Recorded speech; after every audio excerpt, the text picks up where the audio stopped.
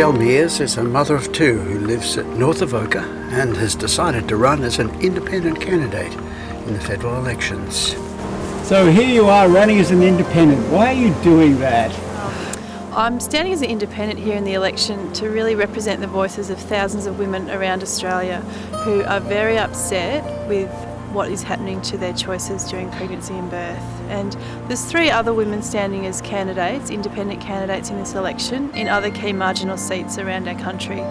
And the reason they're doing this is to draw attention to what's happening with new laws that were passed that are really going to make it very difficult for women to access the care of private midwives and really give doctors veto rights over women's birth choices. How will they make it difficult? Well, these new laws, Minister Robertson actually signed into law the day before the election was called, and basically they mean that all midwives have to collaborate with a doctor, and a doctor will have to sign off at every step of the care if a woman wants to claim Medicare for that care. So really what we have here is 2 different professions which both have completely different views of birth. Midwives are the experts in normal birth, and obstetricians are usually the experts in birth when things go wrong, which is fantastic that we have them there for those times. But we know that midwifery care is the gold standard of care in Australia and around the world, and women want access to their midwives, and they want it on their own terms. I mean, most people think that a woman should be able to decide what happens to her own body during pregnancy and birth, and that she shouldn't need a doctor's tick of approval for every decision that she makes during that. So this is a profession defending its turf, is it? Basically, yes. There's a bit of a turf war happening out there right now. What is shocking is that we have a female health minister and a female prime minister, and they've really signed away women's rights here. So they've given in to pressure. They have. The Australian Medical Association has lobbied very hard for these changes.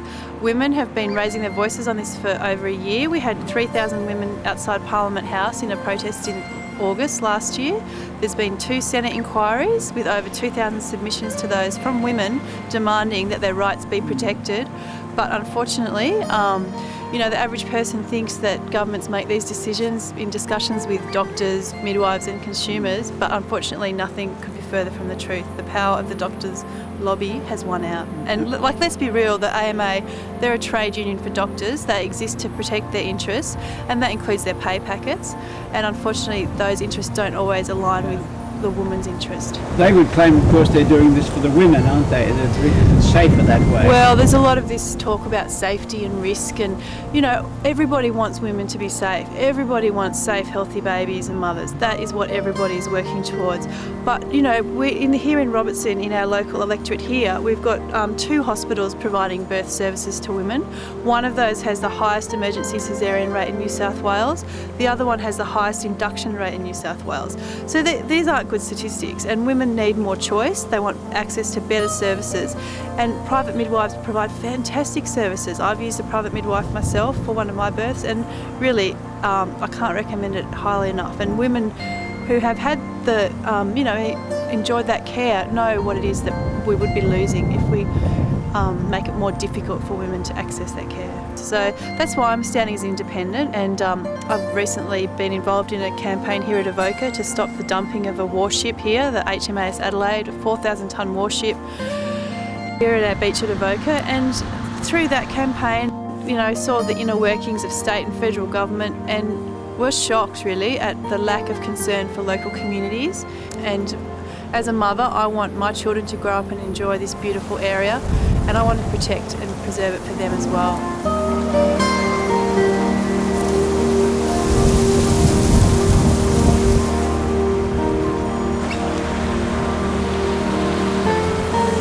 I've heard people talking. They think Michelle is great, and that she'll go far.